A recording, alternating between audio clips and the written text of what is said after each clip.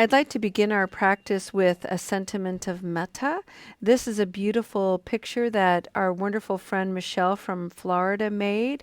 And on the back of it, I've written just an intention of loving kindness. May you see clearly thoughts support actions, and actions support thoughts. May you see clearly thoughts support actions, and actions support thoughts. Beautiful. Friends, for the month of February, we have been exploring the Lotus Sutra through the eyes of Thich Nhat Hanh and his wonderful book, Peaceful Action, Open Heart.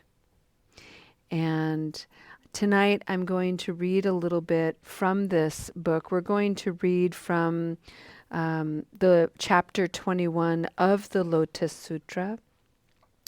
But a real quick review for anybody who is unfamiliar with this particular ancient teaching. It is a very gentle reminder for each of us that we are both a physical body and human being, just like Siddhartha Gautama, the Buddha. And we also possess this infinite consciousness, just like the Buddha. We can call it even Buddha nature, this consciousness. And last week we were talking about the limitless number of bodhisattvas. There's all kinds of stories about how a mountain opened up, revealing all of innumerable bodhisattvas, people who have chosen to come back to the life, the cyclical existence of suffering, to help people awaken to the causes and conditions of their own discomfort and confusion. We are connected to all of these bodhisattvas. We are connected to the consciousness of the Buddha since beginningless time. We, each of us, carry a legacy of our own ancestors that goes back since beginningless time. We are part of this grand, infinite, mysterious unfolding. So that's sort of the ultimate reality of nature as described in the Lotus Sutra, beside the more common nature of reality, which is this physical, impermanent state. The third part of this sutra that Thich Nhat Hanh was very devoted to was those concepts are all fine to think about and ponder, but how are you going to put that into a living action? How are you going to bring that into your way of being? And that's what we're going to review this evening. So with that, allow yourselves to find a posture in your body that feels nice and relaxed and full of ease. Maybe take a moment to smile at your effort for being here this evening, at the wise action and the wise intention of prioritizing yourself and your recovering your Buddha nature.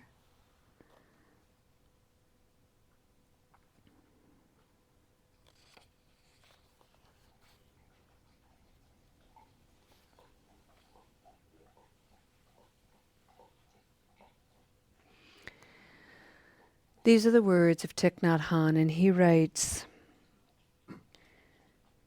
"When we look deeply into a leaf, a cloud, or any phenomenon, we are able to see its infinite lifespan in the ultimate dimension, and we realize that we are the same.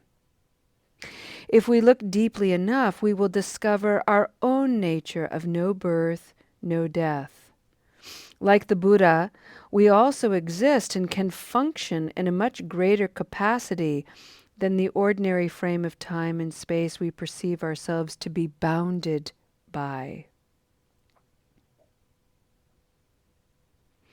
We participate in the Buddha's infinite lifespan and limitless spiritual strength when we are able to get in touch with the ultimate dimension of everything we see. When we are in touch with the Buddha's lifespan and spiritual power, we are also in touch with our own ultimate nature and spiritual power. Many of us go around all the time feeling that we are as small as a grain of sand. We may feel that our one small human life doesn't have very much meaning. We struggle to get through life, and at the end of our life, we feel that we have accomplished very little. This is a kind of inferiority complex that many people suffer from.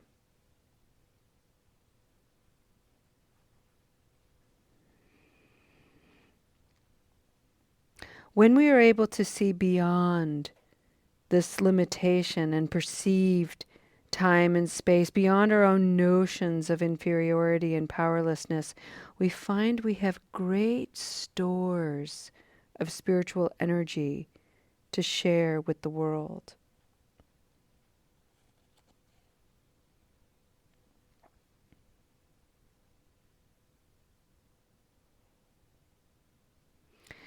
Some of that energy in the Buddhist practice is considered light.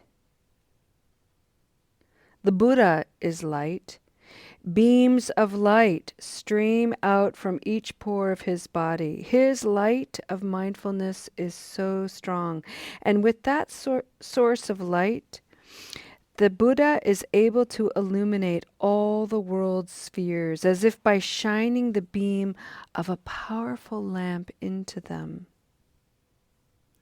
When we develop our capacity for mindfulness and allow it to shine within us and around us, we are able to see many things that we cannot ordinarily perceive. When the light of mindfulness, of awakened understanding, illuminates a leaf, a blade of grass, or a cloud, we are able to see all the wonders of that phenomenon and the multidimensional world.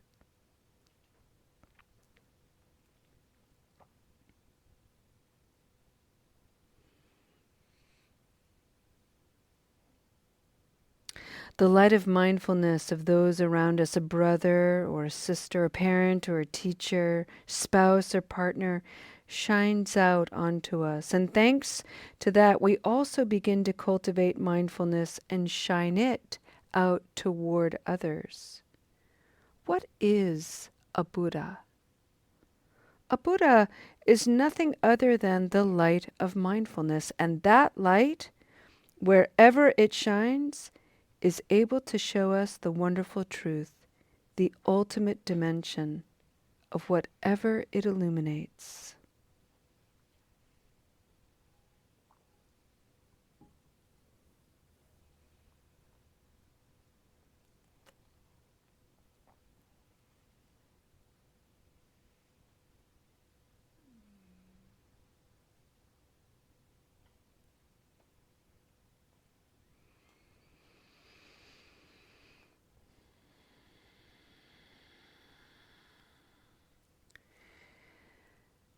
This particular sutra and this particular chapter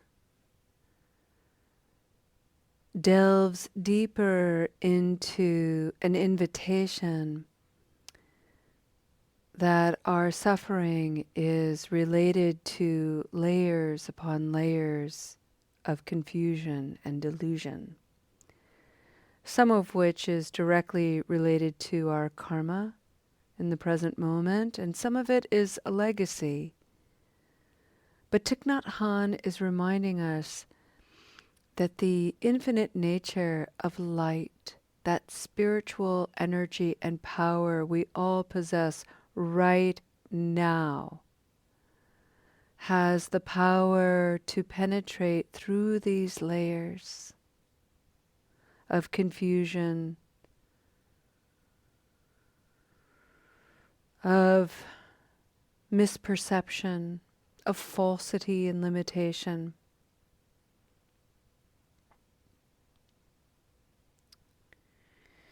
And when we allow this to happen, we allow the light to pierce through our own layers, it extends out into the world and offers light to others who are suffering in the darkness.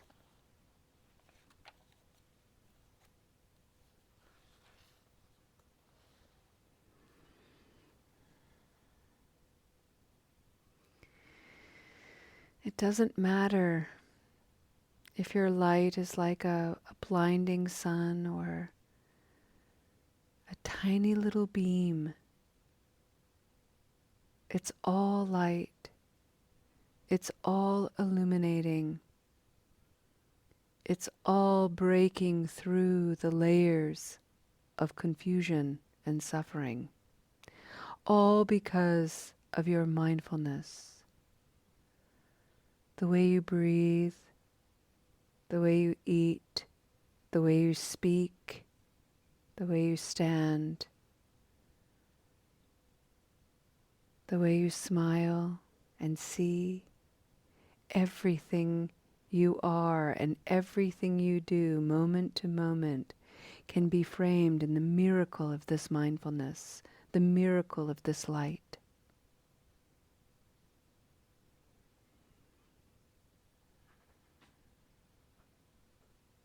The simplicity of it is quite profound.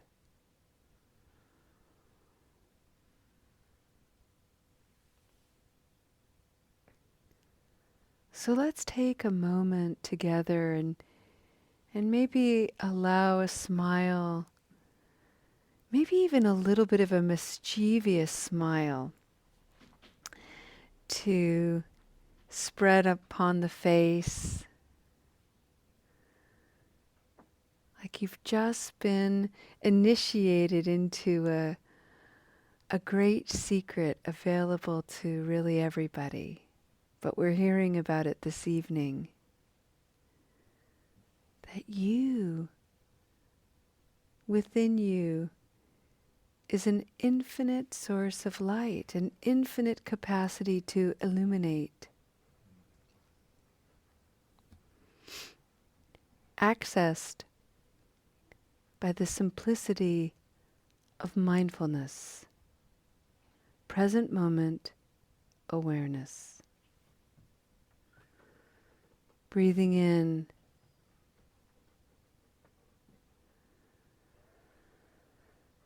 breathing out.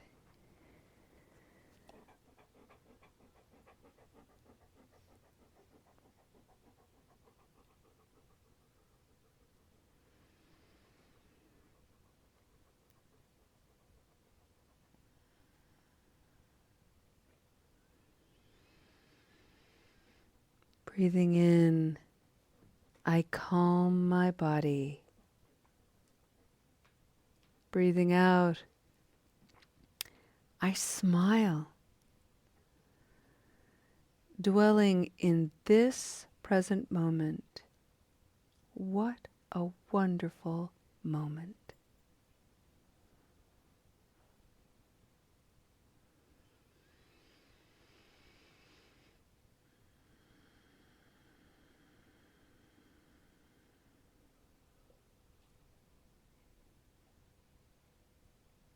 Breathing in, I calm my body. Breathing out, I smile. Dwelling in the present moment, this is a wonderful moment.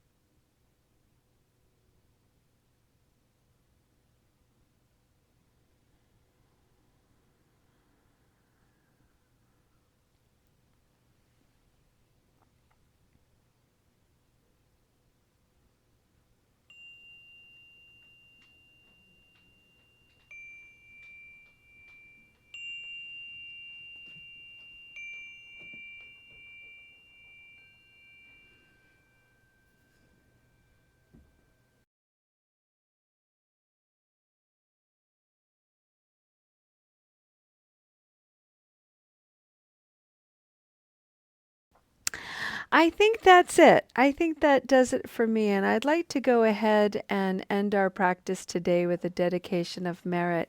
I would like to first bring forward three of our beautiful Sangha members who shared with us this evening some very difficult things having to do with grief. And just holding grief in that heart space, grief of watching a loved one in decline, bearing witness to the unbearable, grief of being present to death, whether of natural causes or substance use disorder or life that is ended by one's hand. And then the grief by encountering people who have judgments, who have resistance. Those are very difficult things. You know, in practice, you've heard me say this phrase many, many times, and it's a wonderful antidote to resistance, because resistance is often, I don't want this because I want that. And we have a tendency to want to negate this for that. And so one of the ways I have found bringing ease is to say, well, this is true and not the whole truth. This is true. What else is true? So maybe you can find a way to sneak that into your practice this week.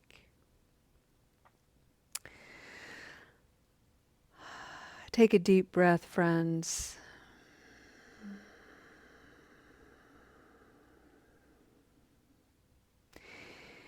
Our beautiful Sangha member, Carrie, reminded us by reflecting back my words that we don't always need to have a bright light, a surgeon's light to cut out whatever it is we don't want. Sometimes illumination has to take on a personality that's a little bit more shy, a quieter light, a gentler light, maybe a dawning light. It's all light. The invitation is to bring your light into your landscape of being that might still have places that are barren and rejected, places that are haunted. May the light of you shine in areas of shadow and darkness, places that haunt and fright. And may you find healing, freedom, and joy. Thank you for your beautiful practice, friends. We'll see you next time. Namaste.